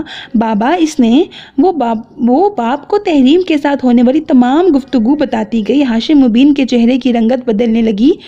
تم سے کس نے کہا تھا تم اسکول کتابیں لے کر جاؤ انہیں پڑھانے کے لیے؟ انہوں نے امامہ کو ڈانٹتے ہوئے کہا۔ میں ان کی غلط فہمیاں دور کرنا چاہتی تھی، امامہ نے قدرے کمزور لہجے میں کہا۔ تمہیں ضرورت ہی کیا تھی کسی کی غلط فہمیاں دور کرنے کی؟ وہ ہمارے گھر نہیں آتی تو نہ آئیں، ہمیں برا سمجھتی ہیں تو سمجھتی رہیں، ہمیں اس سے کیا فرق پڑتا ہے؟ ہاشم مبین نے اسے سمجھاتے ہوئے کہا۔ مگر اب تمہاری اس حرکت سے پتہ نہیں وہ کیا سمجھیں گی، کس کو بتائے گی کہ تم نے اسے وہ کتابیں دینے کی کوشش کی؟ خود اس کے گھر والے بھی ناراض ہوں گے امامہ، ہر ایک کو یہ بتاتے نہیں پھرتے کہ تم کیا ہو، نہ ہی اپنے فرقے کے بارے میں بحث کرتے ہیں۔ اگر کوئی بحث کرنے کی کوشش بھی کرے تو ہاں میں ہاں ملا دیتے ہیں، ورنہ لوگ خوامخواہ فضول طرح کی باتیں کرتے ہیں اور فضول طرح کے شبہات میں مبتلا ہوتے رہتے ہیں، انہوں نے سمجھایا۔ مگر بابا آپ بھی تو بہت سارے لوگوں کو تبلیغ کرتے ہیں، امامہ نے کچھ الجھے ہوئے انداز میں کہا۔ پھر مجھے کیوں منع کر رہے ہیں؟ میری بات اور ہے، میں صرف انہی لوگوں سے مذہب کی بات کرتا ہوں جن سے میری بہت بے تکلفی ہو چکی ہوتی ہے اور جن کے بارے میں مجھے یہ محسوس ہو کہ ان پر میری ترغیب اور تبلیغ کا اثر ہو سکتا ہے۔ میں 2-4 دن کی ملاقات میں کسی کو کتابیں بانٹنا شروع نہیں ہو جاتا، ہاشم مبین نے کہا۔ بابا ان سے میری دوستی 2-4 دن کی نہیں ہے، ہم کئی سالوں سے دوست ہیں، امامہ نے اعتراض کیا۔ ہاں مگر وہ دونوں سید ہیں اور دونوں کے گھرانے بہت مذہبی ہیں، تم یہ بات ذہن میں رکھنی چاہیے تھی۔ میں نے تو صرف انہیں اپنے فرقے کے بارے میں بتانے کی کوشش کی تھی تاکہ ہمیں وہ غیر مسلم تو نہ سمجھیں، امامہ نے کہا۔ اگر وہ ہمیں غیر مسلم سمجھتے ہیں تو ہمیں بھی کیا فرق پڑتا ہے، وہ خود غیر مسلم ہیں۔ ہاشم مبین نے بڑی عقیدت سے کہا، وہ تو خود گمراہی کے راستے پر ہیں۔ بابا، وہ کہہ رہی تھی کہ آپ کو غیر ملکی مشنز سے روپیہ ملتا ہے، NGO سے روپیہ ملتا ہے تاکہ آپ لوگوں کو ہمارے فرقے کا پیروکار بنائیں۔ ہاشم مبین نے ترفن سے گردن کو جھٹکا، مجھے صرف اپنی جماعت سے روپیہ ملتا ہے، اور وہ بھی وہ روپیہ ہوتا ہے جو ہماری اپنی کمیونٹی اندرون ملک اور بیرون ملک سے اکٹھا کرتی ہے۔ ہمارے پاس اپنے روپے کی کیا کمی ہے؟ ہماری اپنی فیکٹریز نہیں ہے کیا؟ اور اگر مجھے غیر ملکی مشنز اور NGO سے روپیہ ملے بھی تو میں بڑی خوشی سے لوں گا۔ آخر اس میں برائی کیا ہے؟ دین کی خدمت کر رہا ہوں، اور جہاں تک اپنے مذہب کی ترویج و تبلیغ کی بات ہے تو اس میں کیا برائی ہے؟ اگر اس ملک میں عیسائیت کی تبلیغ ہو سکتی ہے تو ہمارے فرقے کی کیوں نہیں؟ ہم تو ویسے بھی اسلام کا ایک فرقہ ہیں، لوگوں کو راہ ہدایت پر لانے کی کوشش میں مصروف ہیں۔ ہاشم مبین نے بڑی تفصیل کے ساتھ بتایا، مگر تم لوگوں سے اس معاملے پر بات مت کیا کرو، اس بحث مباحثے کا کوئی فائدہ نہیں ہوتا۔ ابھی ہم لوگ اقلیت میں ہیں، جب اکثریت میں ہو جائیں گے تو پھر اس طرح کے لوگ اتنی بے خوفی کے ساتھ اس طرح بڑھ بڑھ کر بات نہیں کر سکیں گے، پھر وہ اس طرح ہماری تذلیل کرتے ہوئے ڈریں گے، مگر فی الحال ایسے لوگوں کے منہ نہیں لگنا چاہیے۔ بابا، آئین میں ہمیں اقلیت اور غیر مسلم کیوں قرار دیا گیا ہے؟ جب ہم اسلام کا ایک فرقہ ہیں تو پھر انہوں نے ہمیں غیر مسلم کیوں ٹھہرایا ہے؟ اماموں کو تحریم کی کہی ہوئی ایک اور بات یاد آ گئی، یہ سب مولویوں کی کارستانی تھی، اپنے اپنے مقاصد کے حصول کے لیے وہ سب ہمارے خلاف اکٹھے ہو گئے تھے۔ ہماری تعداد بھی زیادہ ہو جائے گی تو پھر ہم اپنی مرضی کے قوانین بنوائیں گے اور اس طرح کی تمام ترمیمات کو آئین میں سے ہٹا دیں گے، ہاشم مبین نے پرجوش انداز میں کہا۔ اور تمہیں اس طرح بے وقوفوں کی طرح کمرے میں بند ہو کر رونے کی ضرورت نہیں ہے، ہاشم مبین نے اس کے پاس سے اٹھتے ہوئے کہا۔ امامہ انہیں وہاں سے جاتے ہوئے دیکھتی رہی۔ تحریم کے ساتھ وہ اس کی دوستی کا آخری دن تھا، اور اس میں تحریم سے زیادہ خود اس کا رویہ وجہ تھا۔ وہ تحریم کی باتوں سے اس حد تک دل برداشتہ ہوئی تھی کہ اب تحریم کے ساتھ دوبارہ پہلے جیسے تعلقات قائم رکھنا اس کے لیے مشکل ہو گیا تھا۔ خود تحریم نے بھی اس کی اس خاموشی کو پھلانگنے یا توڑنے کی کوشش نہیں کی۔ ہاشم مبین احمدی جماعت کے سرکردہ رہنماؤں میں سے ایک تھے۔ ان کے بڑے بھائی اعظم مبین احمد بھی جماعت کے اہم رہنماؤں میں سے ایک تھے۔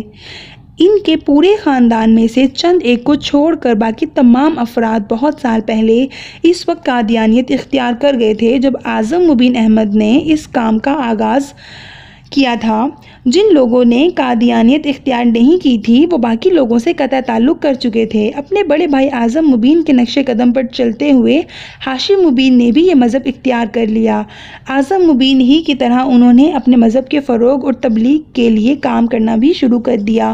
10-15 سالوں میں وہ دونوں بھائی اس تحریک کے سرکردہ رہنماؤں میں شامل ہونے لگے۔ اس کی وجہ سے انہوں نے بے تحاشا پیسہ کمایا اور اس پیسے سے انہوں نے سرمایہ کاری بھی کی، مگر ان کی آمدنی کا بڑا ذریعہ تحریک کی تبلیغ کے لیے میسر ہونے والے فنڈز ہی تھے۔ ان کا شمار اسلام آباد کے ایلیٹ کلاس میں ہوتا تھا۔ بے تحاشا دولت ہونے کے باوجود ہاشم اور اعظم مبین کے گھر کا ماحول روایتی تھا۔ ان کی خواتین باقاعدہ پردہ کیا کرتی تھیں، مگر اس کا مطلب یہ نہیں تھا کہ ان خواتین پر ناروا پابندیاں یا کسی قسم کا جبر رکھا گیا تھا۔ اس مذہب کی خواتین میں تعلیم کا تناسب پاکستان میں کسی بھی مذہب کے مقابلے میں ہمیشہ ہی زیادہ رہا ہے۔ ان لوگوں نے اعلیٰ تعلیم بھی معروف اداروں سے حاصل کی ہے۔ امامہ بھی اسی قسم کے ماحول میں پلی بڑھی تھی۔ وہ یقیناً ان لوگوں میں سے تھی جو منہ میں سونے کا چمچہ لے کر پیدا ہوتے ہیں، اور اس نے ہاشم مبین کو بھی کسی قسم کے مالی مسائل سے گزرتے نہیں دیکھا۔ یہی وجہ تھی کہ اس کے لیے تحریم کی یہ بات ناقابل یقین تھی کہ اس کے خاندان نے پیسہ حاصل کرنے کے لیے یہ مذہب اختیار کیا۔ غیر ملکی مشنز اور بیرون ملک سے ملنے والے فنڈز کا الزام بھی اس کے لیے ناقابل قبول تھا۔ وہ یہ بات اچھی طرح جانتی تھی کہ ہاشم مبین اس مذہب کی تبلیغ اور ترویج کرتے ہیں اور تحریک کے سرکردہ رہنماؤں میں سے ایک ہیں، مگر یہ کوئی خلاف معمول بات نہیں تھی۔ وہ شروع سے ہی اس سلسلے میں اپنے تایا اور والد کی سرگرمیوں کو دیکھتی آ رہی تھی۔ اس کے نزدیک یہ کام ایسا تھا جو جو وہ اسلام کی تبلیغ و ترویج کے لیے کر رہے تھے۔ اپنے گھر والوں کے ساتھ تو کئی بار مذہبی اجتماع میں بھی جا چکی تھی اور سرکردہ رہنماؤں کے لندن سے سیٹلائٹ کے ذریعے ہونے والے خطبات کو بھی باقاعدگی سے سنتی اور دیکھتی آ رہی تھی۔ تحریم کے ساتھ ہونے والے جھگڑے سے پہلے اس نے کبھی اپنے مذہب کے بارے میں غور کرنے کی کوشش نہیں کی تھی۔ اس کے لیے اپنا فرقہ ایسا ہی تھا جیسے اسلام کا کوئی دوسرا فرقہ۔ اس کی برین واشنگ بھی اسی طرح کی گئی تھی کہ وہ سمجھتی تھی کہ وہ صرف وہی سیدھے راستے پر تھے بلکہ وہی جنت میں جائیں گے۔ اگرچہ گھر میں بہت شروع میں ہی اسے باقی بہن بھائیوں کے ساتھ یہ نصیحت کر دی گئی تھی کہ وہ بلا وجہ لوگوں کو یہ نہ بتائیں کہ وہ دراصل کیا ہیں۔ اسکول میں تعلیم کے دوران ہی وہ یہ جان گئی تھی کہ 1974 میں انہیں پارلیمنٹ نے ایک غیر مسلم اقلیت قرار دے دیا تھا۔ وہ سمجھتی تھی کہ یہ مذہبی دعووں میں آ کر کیا جانے والا ایک سیاسی فیصلہ ہے، مگر تحریم کے ساتھ ہونے والے جھگڑے نے اسے اپنے مذہب کے بارے میں غور کرنے اور سوچنے پر مجبور کر دیا تھا۔ تحریم سے ہونے والے جھگڑے کے بعد ایک تبدیلی جو اس میں آئی وہ اپنے مذہب کا مطالعہ تھا۔ تبلیغی مواد کے علاوہ، ان کتابوں کے علاوہ جنہیں اس مذہب کے ماننے والے مقدس سمجھتے تھے، اس نے اور بھی بہت سی کتابوں کا مطالعہ کرنا شروع کر دیا اور بنیادی طور پر اسی زمانے میں اس کی الجھنوں کا آغاز ہوا۔ مگر کچھ عرصہ مطالعے کے بعد اس نے ایک بار پھر ان الجھنوں اور اضطراب کو اپنے ذہن سے جھٹک دیا۔ میٹرک کے فوراً بعد ارشد سے اس کی منگنی ہو گئی۔ وہ اعظم مبین کا بیٹا تھا۔ یہ اگرچہ کوئی محبت کی منگنی نہیں تھی مگر اس کے باوجود امامہ اور ارشد کی پسند اس رشتے کا باعث بنی تھی۔ نسبت طے ہونے کے بعد ارشد کے لیے امامہ کے دل میں خاص جگہ بن گئی تھی۔ اپنی پسند کے شخص سے نسبت کے بعد اس کا دوسرا ٹارگٹ میڈیکل میں ایڈمیشن تھا اور اسے اس کے بارے میں زیادہ فکر نہیں تھی۔ وہ جانتی تھی اس کے باپ کی پہنچ اتنی ہے کہ اگر وہ میرٹ پر نہ بھی آئی تب بھی وہ اسے میڈیکل کالج میں داخل کروا سکتے ہیں، اور اگر یہ ممکن نہ ہوتا تو بھی وہ بیرون ملک جا کر میڈیکل کی تعلیم حاصل کر سکتی تھی۔ تم پچھلے کچھ دنوں سے بہت پریشان ہو، کوئی پرابلم ہے؟ وسیم نے اس رات امامہ سے پوچھا۔ وہ پچھلے کچھ دن سے بہت زیادہ خاموش اور الجھی نظر آ رہی تھی۔ نہیں، ایسی تو کوئی بات نہیں ہے، تمہارا وہم ہے۔ امامہ نے مسکرانے کی کوشش کی۔ خیر، وہم تو نہیں، کوئی نہ کوئی بات ہے ضرور، تم بتانا نہیں چاہتی تو اور بات ہے، وسیم نے سر جھٹکتے ہوئے کہا۔ وہ امامہ کے ڈبل بیڈ پر اس سے کچھ فاصلے پر لیٹا ہوا تھا اور وہ اپنی فائل میں رکھے نوٹس الٹ پلٹ رہی تھی۔ وسیم کچھ دیر اس کے جواب کا انتظار کرتا رہا، پھر اس نے ایک بار پھر اسے مخاطب کیا۔ میں نے ٹھیک کہا نا، تم بتانا نہیں چاہتی؟ ہاں، میں فی الحال بتانا نہیں چاہتی، امامہ نے ایک گہرا سانس لے کر اعتراف کیا۔ بتا دو، ہو سکتا ہے میں تمہاری مدد کر سکوں، وسیم نے اسے اکسایا۔ وسیم، میں خود تمہیں بتا دوں گی مگر فی الحال نہیں، اور اگر مجھے مدد کی ضرورت ہوگی تو میں خود تم سے کہوں گی، اس نے اپنی فائل بند کرتے ہوئے کہا۔ ٹھیک ہے، جیسی تمہاری مرضی، میں تو صرف تمہاری مدد کرنا چاہتا تھا۔ وہ بیڈ سے اٹھ گیا۔ وسیم کا اندازہ بالکل ٹھیک تھا، وہ واقعی جویریہ کے ساتھ اس دن ہونے والے جھگڑے کے بعد سے پریشان تھی۔ اگرچہ جویریہ نے اگلے دن اس سے معذرت کر لی تھی مگر اس کی الجھن اور اضطراب میں کوئی کمی نہیں آئی تھی۔ جویریہ کی باتوں نے اسے بہت پریشان کر دیا تھا۔ 1.5 سال پہلے تحریم کے ساتھ ہونے والا جھگڑا اسے ایک بار پھر یاد آنے لگا تھا، اور اس کے ساتھ ہی اپنے مذہب کے بارے میں ابھرنے والے سوالات اور الجھنیں بھی جو اس نے اپنے مذہب کا تفصیلی مطالعہ کرنے کے بعد اپنے ذہن میں محسوس کی تھیں۔ جویریہ نے کہا تھا، میری زندگی کی سب سے بڑی خواہش یہ ہے کہ کاش تم مسلمان ہوتی۔ مسلمان ہوتی؟ وہ عجیب سی بے چینی میں مبتلا ہو گئی تھی۔ کیا میں مسلمان نہیں ہوں؟ کیا میری بہترین دوست بھی مجھے مسلمان نہیں مانتی؟ کیا یہ سب کچھ صرف ایک پروپیگنڈا کی وجہ سے ہے جو ہمارے بارے میں کیا جاتا ہے؟ آخر ہمارے ہی بارے میں کیوں یہ سب کچھ کہا جاتا ہے؟ کیا ہم لوگ واقعی کوئی غلط کام کر رہے ہیں، کسی غلط عقیدے کو اختیار کر بیٹھے ہیں؟ مگر یہ کیسے ہو سکتا ہے؟ آخر میرے گھر والے ایسا کیوں کریں گے؟ اور اگر پھر ہماری ساری کمیونٹی ایسا کیوں کرے گی؟ اور شاید ہی ان سوالوں سے نجات پانے کی ایک کوشش تھی کہ ایک ہفتے بعد اس نے ایک بہت بڑے عالم دین کی قرآن پاک کی تفسیر خریدی۔ وہ جاننا چاہتی تھی کہ ان کے بارے میں دوسرے فریق کا موقف کیا ہے۔ قرآن پاک کا ترجمہ وہ اس سے پہلے بھی پڑھتی رہی تھی مگر وہ تحریف شدہ حالت میں تھا۔ اسے اس سے پہلے اس بات کا یقین نہیں تھا کہ جو قرآن پاک وہ پڑھتے ہیں اس میں کچھ جگہوں پر کچھ تبدیلیاں کی گئی ہیں۔ مگر اس مشہور عالم دین کی تفسیر پڑھنے کے دوران اسے ان تبدیلیوں کے بارے میں معلوم ہو گیا جو اس کے اپنے قرآن میں موجود تھیں۔ اس نے یک بعد دیگر مختلف فرقوں کے اداروں سے شائع ہونے والے قرآن پاک کے نسخوں کو دیکھا۔ ان میں سے کسی میں بھی وہ تبدیلیاں نہیں تھیں جو خود ان کے قرآن پاک میں موجود تھیں، جبکہ مختلف فرقوں کی تفاسیر میں بہت زیادہ فرق تھا۔ جوں وہ اپنے مذہب اور اسلام کا تقابلی مقابلہ کر رہی تھی، اس کی پریشانی میں اضافہ ہو رہا تھا۔ ہر تفسیر آخری نبی پیغمبر اسلام صلی اللہ علیہ وآلہ وسلم کو ہی ٹھہرایا گیا تھا۔ کہیں بھی کسی ذلی یا امتی نبی کا کوئی ڈھکا چھپا اشارہ بھی موجود نہیں تھا۔ مسیح موعود کی حقیقت بھی اس کے سامنے آ گئی تھی۔ اپنے مذہبی رہنما کی جھوٹی پیش گوئیوں میں اور حقیقت میں ہونے والے واقعات کا تضاد اسے اور بھی زیادہ چبھنے لگا تھا۔ اس کے مذہبی رہنما نے نبوت کا دعویٰ کرنے سے پہلے جن پیغمبر کے بارے میں سب سے زیادہ غیر مہذب زبان استعمال کی تھی وہ خود حضرت عیسیٰ علیہ السلام ہی تھے، اور بعد میں نبوت کا جھوٹا دعویٰ کرنے سے پہلے یہ بھی کہا تھا کہ حضرت عیسیٰ علیہ السلام کی روح کا حلول ان کے اندر ہو گیا ہے، اور اگر اس دعوے کی سچائی کو مان بھی لیا جاتا تو حضرت عیسیٰ علیہ السلام اپنے دوبارہ نزول کے بعد 40 سال تک زندہ رہتے، اور پھر جب ان کا انتقال ہوا تو اسلام پوری دنیا پر غلبہ پا چکا ہوتا۔ مگر ان رہنما کی وفات کے وقت دنیا میں اسلام کا غلبہ تو ایک طرف، خود ہندوستان میں مسلمان آزادی جیسی نعمت کے لیے ترس رہے تھے۔ امامہ کو اپنے مذہبی رہنما کے گفتگو کے اس انداز پر بھی تعجب ہوتا جو اس نے اپنی مختلف کتابوں میں اپنے مخالفین یا دوسرے انبیاء کرام کے لیے اختیار کیا تھا۔ کیا کوئی نبی اس طرح کی زبان استعمال کر سکتا تھا جس طرح کی اس نبوت کے دعویٰ کرنے والے نے کی تھی؟ بہت غیر محسوس انداز میں اس کا دل اپنے مذہبی لٹریچر اور مقدس کتابوں سے اچاٹ ہونے لگا تھا۔ پہلے جیسا اعتقاد اور یقین تو ایک طرف، اسے سرے سے ان کے صداقت پر شبہ ہونے لگا تھا۔ اس نے جویریہ سے یہ ذکر نہیں کیا تھا کہ وہ اب اپنے مذہب سے ہٹ کر دوسری کتابوں کو پڑھنے لگی تھی۔ اس کے گھر میں بھی کسی کو یہ اندازہ نہیں ہوا کہ وہ کس قسم کی کتابیں گھر لا کر پڑھ رہی تھی۔ اس نے انہیں اپنے کمرے میں بہت حفاظت سے چھپا کر رکھا ہوا تھا۔ صرف ایک دن ایسا ہوا کہ وسیم اس کے کمرے میں آ کر اس کی کتابوں میں سے کوئی کتاب ڈھونڈنے لگا۔ وسیم کے ہاتھ سب سے پہلے قرآن پاک کی وہی تفسیر لگی تھی، اور وہ جیسے دم بخود رہ گیا۔ یہ کیا ہے امامہ؟ اس نے مڑ کر تعجب سے پوچھا۔ امامہ نے سر اٹھا کر اسے دیکھا اور دھک سے رہ گئی۔ یہ قرآن پاک کی تفسیر ہے، اس نے یکدم اپنی زبان میں ہونے والی لڑکھڑاہٹ پر قابو پاتے ہوئے کہا۔ میں جانتا ہوں مگر یہ یہاں کیا کر رہی ہے؟ کیا تم اسے خرید کر لائی ہو؟ وسیم نے بڑی سنجیدگی کے ساتھ پوچھا۔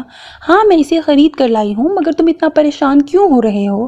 بابا کو پتہ چلے گا تو وہ کتنا غصہ کریں گے، تمہیں اندازہ ہے؟ ہاں مجھے اندازہ ہے، مگر مجھے یہ کوئی اتنی قابل اعتراض بات نہیں لگتی۔ آخر تمہیں اس کتاب کی ضرورت کیوں پڑی؟ وسیم نے کتاب وہیں رکھ دی۔ کیونکہ میں جاننا چاہتی ہوں کہ دوسرے عقائد کے لوگ آخر قرآن پاک کی کیا تفسیر کر رہے ہیں ہمارے بارے میں۔ قرآن کے حوالے سے ان کا نقطہ نظر کیا ہے؟ امامہ نے سنجیدگی سے کہا۔ وسیم پلکیں جھپکائے بغیر اسے دیکھتا رہا۔ تمہارا دماغ خراب ہے؟ میرا دماغ بالکل ٹھیک ہے، امامہ نے پرسکون انداز میں کہا۔ کیا برائی ہے اگر میں دوسرے مذاہب کے بارے میں جانوں اور ان کے قرآن پاک کی تفسیر پڑھوں؟ ہمیں اس کی ضرورت نہیں ہے، وسیم نے ناراضی سے کہا۔ تمہیں ضرورت نہیں ہوگی، مجھے ضرورت ہے، امامہ نے دو ٹوک انداز میں کہا۔ میں آنکھیں بند کر کے کسی بھی چیز پر یقین کی قائل نہیں ہوں، اس نے واضح الفاظ میں کہا۔ تو یہ تفسیر پڑھ کر تمہارے شبہات دور ہو گئے ہیں؟ وسیم نے طنزیہ لہجے میں پوچھا۔ امامہ نے سر اٹھا کر اسے دیکھا۔ پہلے مجھے اپنے اعتقاد کے بارے میں شبہ نہیں تھا، اب ہے۔ وسیم اس کی بات پر بھڑک اٹھا۔ دیکھا، اس طرح کی کتابیں پڑھنے سے یہی ہوتا ہے۔ میں اسی لیے تم سے کہہ رہا ہوں کہ تمہیں اس طرح کی کتابیں پڑھنے کی کوئی ضرورت نہیں ہے۔ ہمارے لیے ہماری اپنی کتابیں کافی ہیں۔ میں نے اتنی تفاسیر دیکھی ہیں، قرآن پاک کے اتنے ترجمے دیکھے ہیں، حیرانی کی بات ہے وسیم کہیں بھی ہمارے نبی کا ذکر نہیں ہے۔ ہر تفسیر میں احمد سے مراد محمد صلی اللہ علیہ وآلہ وسلم کو ہی لیا جاتا ہے، ہمارے نبی کو نہیں۔ اور اگر کہیں ہمارے نبی کا ذکر ہے بھی تو نبوت کے ایک جھوٹے دعوے دار کے طور پر۔ امامہ نے الجھے ہوئے انداز میں کہا، یہ لوگ ہمارے بارے میں ایسی باتیں نہیں کریں گے تو اور کون کرے گا؟ ہمارے نبی کی نبوت کو مان لیں گے تو ہمارا اور ان کا اختلاف ہی ختم ہو جائے گا۔ یہ کبھی اپنی تفاسیر میں سچ نہیں شائع کریں گے، وسیم نے تلخی سے کہا۔ اور جو ہماری تفسیر ہے، کیا ہم نے سچ لکھا ہے اس میں؟ کیا مطلب؟ وسیم ٹھٹکا۔ ہمارے نبی دوسرے پیغمبروں کے بارے میں غلط زبان کیوں استعمال کرتے ہیں؟ وہ ان لوگوں کے بارے میں اپنی بات کرتے ہیں جو ان پر ایمان نہیں لائے۔ وسیم نے کہا، جو ایمان نہ لائے کیا اسے گالیاں دینی چاہیے؟ ہاں، غصے کا اظہار تو کسی نہ کسی صورت میں ہوتا ہے، وسیم نے کندھے چٹکتے ہوئے کہا۔ غصے کا اظہار یا بے بسی کا اظہار؟ امامہ کے جملے پر وہ دم بخود رہ گیا۔ جب حضرت عیسیٰ علیہ السلام پر لوگ ایمان نہیں لائے تو انہوں نے لوگوں کو گالیاں تو نہیں دی۔ حضرت محمد صلی اللہ علیہ وآلہ وسلم پر لوگ ایمان نہیں لائے تھے تو انہوں نے بھی کسی کو گالیاں نہیں دی۔ محمد صلی اللہ علیہ وآلہ وسلم نے تو ان لوگوں کے لیے بھی دعا کی جنہوں نے انہیں پتھر مارے، جو وہی قرآن پاک کی صورت میں حضرت محمد صلی اللہ علیہ وآلہ وسلم پر نازل ہوئی ہے۔ اس میں کوئی گالی نہیں ملتی، اور جس مجموعے کو ہمارے نبی اپنے اوپر نازل شدہ صحیفہ کہتے ہیں وہ گالیوں سے بھرا ہوا ہے۔ امامہ، ہر انسان کا مزاج دوسرے سے مختلف ہوتا ہے، ہر انسان الگ طرح سے ریاکٹ کرتا ہے، وسیم نے تیزی سے کہا۔ امامہ نے قائل نہ ہونے والے انداز میں سر ہلایا۔ میں ہر انسان کی بات نہیں کر رہی ہوں، میں نبی کی بات کر رہی ہوں۔ جو شخص اپنے غصے پر قابو نہیں رکھ سکتا وہ نبوت کا دعویٰ کیسے کر سکتا ہے؟ جس شخص کی زبان سے گالیاں نکلتی ہوں، اس کی بات سے حق اور صداقت کی بات نکل سکتی ہے؟ وسیم، مجھے اپنے مذہب اور عقیدے کے بارے میں الجھن سی ہے۔ وہ ایک لمحے کے لیے رکی۔ میں نے اتنی تفاسیر میں اگر کسی امتی نبی کا ذکر پایا ہے تو وہ حضرت عیسیٰ علیہ السلام ہیں، اور میں نہیں سمجھتی کہ ہمارے نبی حضرت عیسیٰ علیہ السلام یا مسیح موعود ہیں۔ نہیں، یہ وہ نہیں ہیں جن کے آنے کے بارے میں قرآن پاک میں ذکر ہے۔ اس بار اس نے اپنے الفاظ کی خود ہی پرزور تردید کی۔ تم اب اپنی بکواس بند کر لو تو بہتر ہے، وسیم نے ترش لہجے میں کہا۔ کافی فضول باتیں کر چکی ہو تم۔ فضول باتیں؟ امامہ نے بے یقینی سے اسے دیکھا۔ تم کہہ رہے ہو میں فضول باتیں کر رہی ہوں؟ مسجد اقصیٰ اگر ہمارے شہر میں ہے تو پھر جو اتنے سینکڑوں سالوں سے فلسطین میں مسجد اقصیٰ ہے وہ کیا ہے؟ ایک نام کی دو مقدس جگہیں دنیا میں بنا کر خدا تو مسلمانوں کو کنفیوز نہیں کر سکتا۔ مسلمانوں کو چھوڑو، یہودی، عیسائی، ساری دنیا اسی مسجد کو قبلہ اول تسلیم کرتی ہے۔ اگر کوئی نہیں کرتا تو ہم نہیں کرتے، یہ عجیب بات نہیں ہے۔ امامہ، میں ان معاملات پر تم سے بحث نہیں کر سکتا، بہتر ہے تم اپنے مسئلے کو بابا سے ڈسکس کرو، وسیم نے اکتا کر کہا۔ ویسے تم غلطی کر رہی ہو اس طرح کی فضول بحث شروع کر کے۔ میں بابا کو تمہاری یہ ساری باتیں بتا دوں گا، اور یہ بھی کہ تم آج کل کیا پڑھ رہی ہو، وسیم نے جاتے جاتے دھمکانے والے انداز میں کہا۔ وہ کچھ سوچ کر الجھے ہوئے انداز میں اپنے ہونٹ کاٹنے لگی۔ وسیم کچھ دیر ناراضی کا اظہار کر کے کمرے سے باہر چلا گیا۔ وہ اٹھ کر کمرے میں ٹہلنے لگی۔ وہ ہاشم مبین سے ڈرتی تھی اور جانتی تھی کہ وسیم ان سے اس بات کا ذکر ضرور کرے گا۔ وہ ان کے رد عمل سے خوفزدہ تھی۔ وسیم نے ہاشم مبین کو امامہ کے ساتھ ہونے والی بحث کے بارے میں بتا دیا تھا، مگر اس نے بہت سی ایسی باتوں کو سینسر کر دیا تھا جس پر ہاشم مبین کے بھڑک اٹھنے کا امکان تھا۔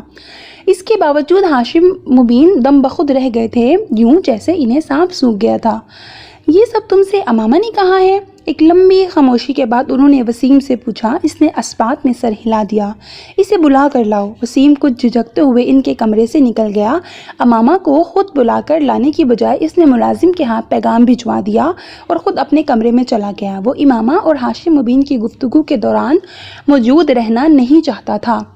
ہاشم مبین کے کمرے کے دروازے پر دستک دے کر وہ اندر داخل ہوئی تو اس وقت ہاشم اور ان کی بیگم بالکل خاموش بیٹھے تھے۔ ہاشم مبین نے اسے جن نظروں سے دیکھا تھا، اس نے اس کے جسم کی لرزش میں کچھ اور اضافہ کر دیا۔ بابا، آپ نے مجھے بلایا تھا؟ کوشش کے باوجود وہ روانی سے بات نہیں کر سکی تھی۔ ہاں، میں نے بلایا تھا۔ وسیم سے کیا بکواس کی ہے تم نے؟ ہاشم مبین نے بلا تمہید بلند آواز میں اس سے پوچھا۔ وہ اپنے ہونٹوں پر زبان پھیر کر رہ گئی۔ کیا پوچھ رہا ہوں تم سے؟ وہ ایک بار پھر دھاڑے۔ شرم سے ڈوب مرنا چاہیے تمہیں، خود گناہ کرتی ہو اور اپنے ساتھ ہمیں بھی گناہ گار بناتی ہو۔ امامہ کی آنکھوں میں آنسو آ گئے۔ تمہیں اپنی اولاد کہتے ہوئے مجھے شرم آ رہی ہے۔ کون سی کتابیں لائی ہو تم؟ وہ مشتعل ہو گئے تھے۔ جہاں سے یہ کتابیں لے کر آئی ہو کل تک وہیں دے آؤ، ورنہ میں انہیں اٹھا کر پھینک دوں گا باہر۔ جی بابا، اس نے اپنے آنسو پونچھتے ہوئے صرف اتنا ہی کہا، اور آج کے بعد اگر تم نے جویریہ کے ساتھ میل جول رکھا تو میں تمہارا کالج جانا بند کر دوں گا۔ بابا، جویریہ نے مجھ سے کچھ نہیں کہا، اس کو تو کچھ پتہ ہی نہیں ہے۔ اس بار امامہ نے قدرے مضبوط آواز میں احتجاج کیا۔ تو پھر اور کون ہے جو تمہارے دماغ میں یہ خناس بھر رہا ہے؟ وہ بری طرح چلائے۔ میں خود ہی۔ امامہ نے کچھ کہنے کی کوشش کی۔ ہو کیا تم؟ اپنی عمر دیکھو اور چلی ہو تم عقیدے جانچنے، اپنے نبی کی نبوت کو پرکھنے۔ ہاشم مبین کا پارا پھر ہائی ہو گیا۔ اپنے باپ کی شکل دیکھو جس نے ساری عمر تبلیغ میں گزار دی۔ کیا میں عقل کا اندھا ہوں؟ یا پھر تم مجھ سے زیادہ عقل رکھتی ہو؟ جمعہ 4 دن ہوئے ہیں تمہیں پیدا ہوئے اور تم چل پڑی ہو اپنے نبی کی نبوت کو ثابت کرنے۔ ہاشم مبین اب اٹھ کر کھڑے ہو گئے۔ تم منہ میں سونے کا چمچ لے کر اسی نبی کی وجہ سے پیدا ہوئی ہو جس کی نبوت کو آج تم جانچنے بیٹھ گئی ہو۔ وہ نہ ہوتا تو سڑک پر دھکے کھا رہا ہوتا ہمارا سارا خاندان، اور تم اس قدر احسان فراموش اور بے ضمیر ہو چکی ہو کہ جس تھالی میں کھاتی ہو اسی میں چھید کر رہی ہو۔ ہاشم مبین کی آواز پھٹ رہی تھی۔ امامہ کی آنکھوں سے آنسوؤں کی رفتار میں پہلے سے اور اضافہ ہو گیا۔ بند کرو یہ لکھنا پڑھنا اور گھر بیٹھو تم۔ یہ تعلیم حاصل کر رہی ہو جو تمہیں گمراہی کی طرف لے جا رہی ہے۔ ان کے اگلے جملے پر امامہ کی سٹی گم ہو گئی۔ اس کے وہم و گمان میں بھی نہیں تھا کہ وہ اسے گھر بٹھانے کی بات کریں گے۔ بابا، آئی ایم سوری، ان کے ایک جملے نے اسے گھٹنے ٹیکنے پر مجبور کر دیا تھا۔ مجھے تمہارے کسی ایکسکیوز کی ضرورت نہیں ہے، بس کہہ دیا کہ گھر بیٹھو تو گھر بیٹھو۔ بابا، میرا یہ مطلب نہیں تھا۔ پتہ نہیں وسیم، اس نے آپ سے کس طرح بات کی ہے۔ اس کے آنسوؤں اور تیزی سے بہنے لگے۔ پھر بھی میں آپ سے کہہ رہی ہوں کہ میں آئندہ ایسا کچھ نہیں پڑھوں گی، نہ ہی ایسی کوئی بات کروں گی، پلیز بابا، اس نے منت کی۔ ان معذرتوں کا سلسلہ وہیں ختم نہیں ہوا تھا۔ اگلے کئی دن تک وہ ہاشم مبین سے معافی مانگتی رہی، اور پھر تقریباً 1 ہفتے کے بعد وہ نرم پڑ گئے تھے اور انہوں نے اسے کالج جانے کی اجازت دے دی تھی، مگر اس 1 ہفتے میں وہ اپنے پورے گھر کی لعنت ملامت کا شکار رہی تھی۔ ہاشم مبین نے اسے سخت قسم کی تنبیہ کے بعد کالج جانے کی اجازت دے دی تھی، مگر اس 1 ہفتے کے دوران ان لوگوں کے رویے نے اسے اپنے عقیدے سے مزید متنفر کیا تھا۔ اس نے ان کتابوں کو پڑھنے کا سلسلہ روکا نہیں تھا، بس فرق یہ تھا کہ پہلے وہ انہیں گھر لے کر آتی تھی اور اب وہ انہیں کالج کی لائبریری میں پڑھ لیا کرتی تھی۔ FSC میں میرٹ لسٹ پر آنے کے بعد اس نے میڈیکل کالج میں ایڈمیشن لے لیا تھا۔ جویریہ کو بھی اسی میڈیکل کالج میں ایڈمیشن مل گیا تھا۔ ان کی دوستی میں اب پہلے سے زیادہ مضبوطی آ گئی تھی، اور اس کی بنیادی وجہ امامہ کے ذہن میں آنے والی تبدیلی تھی۔